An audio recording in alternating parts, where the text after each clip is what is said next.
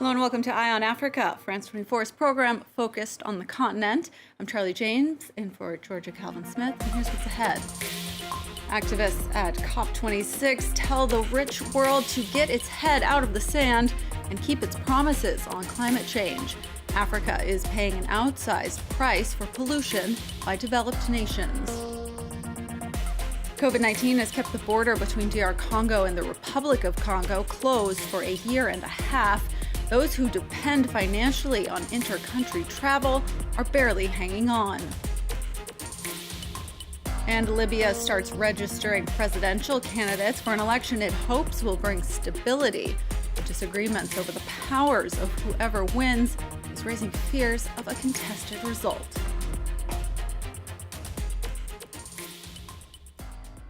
A report released at the COP26 Climate Summit reveals that 8 of the top 10 countries most economically impacted by climate change are in Africa.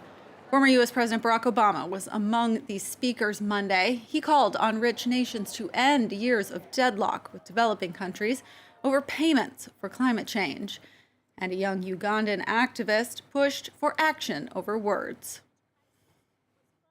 The impact of the climate crisis was promised by the leaders, including President Obama, back in 2009. This first $100 billion of climate finance was promised to arrive by 2020. It is 2021 and we are still waiting. And now they are telling us we must wait until 2023. Rich countries must make good on their promise of $100 billion of climate finance for vulnerable countries. Africa pollutes the least of any continent, but its people are among the most affected. In Senegal, an increase in natural disasters is already having a serious impact on agricultural output in rural areas, and women are first and hardest hit, as France 24's Sarah Saka reports. Climate change has driven farmers like Awa to despair. Year after year, her tomato plants produce fewer and fewer fruit.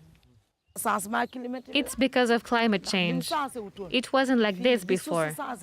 Back then, I used to harvest up to 20 boxes of tomatoes. Now I barely get 2. Awa lives in Sassal-Gandiol in the centre-west of Senegal, a region that's been particularly affected by the drop in rainfall. Harvests of millet, the region's main food crop, have also fallen drastically.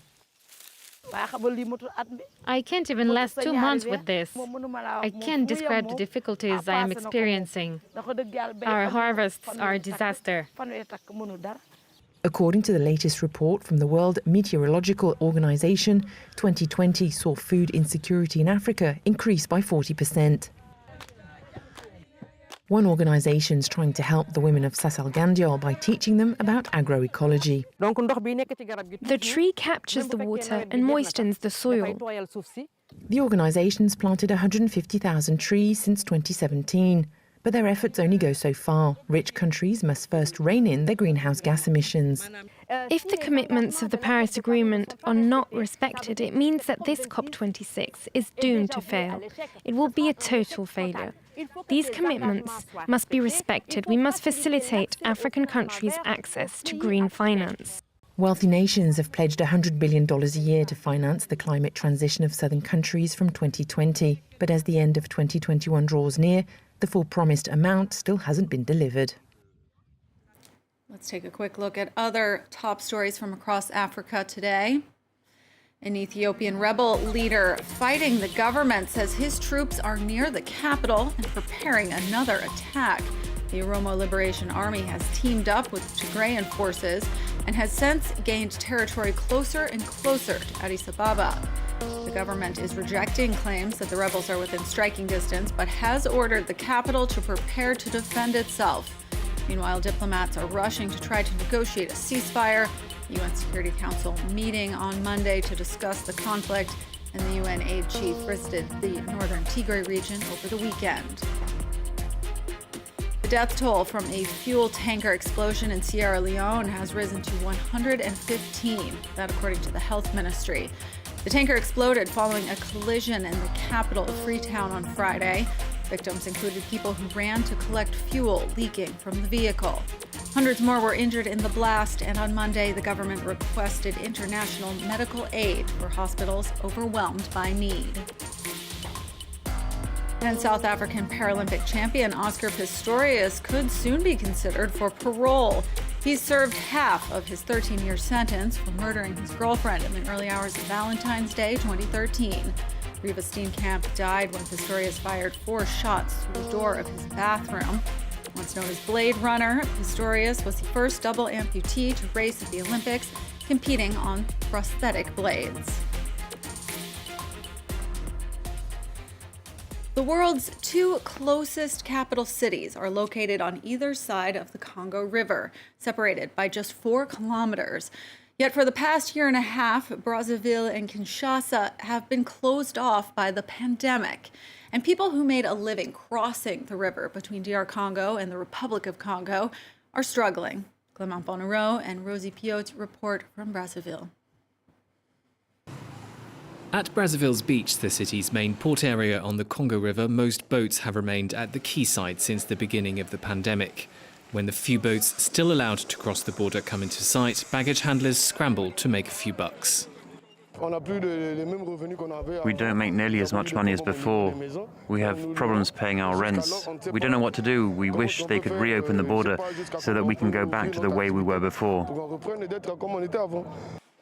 Eloge Aquila owns a transport and freight agency. He says his turnover has hit rock bottom. The flow of passengers on our boats has dropped overnight. People don't travel as much as they did before the pandemic. And when it comes to freight services as well, trade between the 2 cities has really gone down.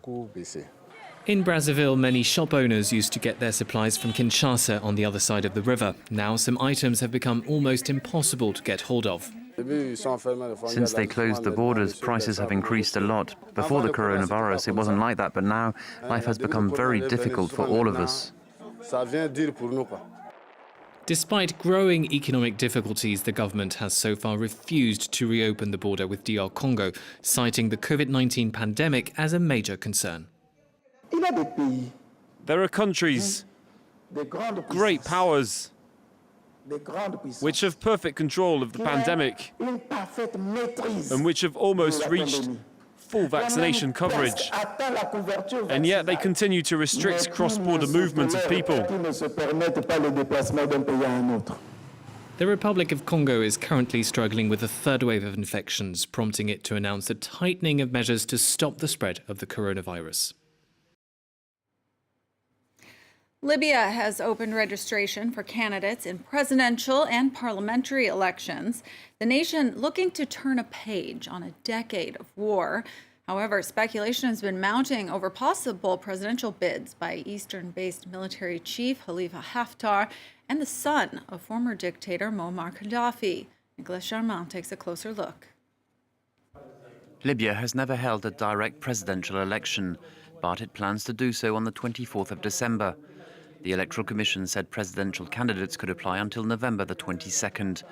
The deadline will be 2 weeks later for parliamentary candidates, as that election will be in January. More than 2.8 million voter cards will be distributed in 1,906 polling stations across the country. The elections come after a year of relative peace following a ceasefire between eastern and western camps.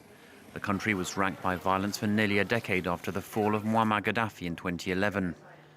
Potential candidates are his son, Saif al-Islam, and Khalifa Haftar, the eastern-based military chief. Parliament head Aguila Saleh could also stand. According to some sources, Prime Minister Abdulhamid al-Beiba wants to be a candidate. This would breach his pledge that he would not run when he took office in March.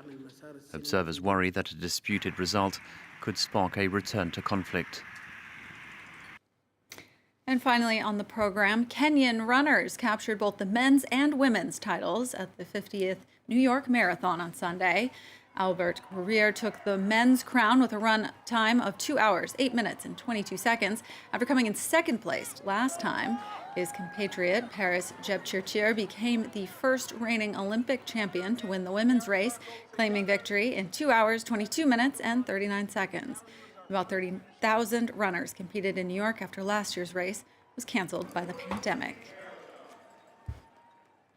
That's all for this edition of Eye on Africa, but stay right here on France 24. More news and information up next.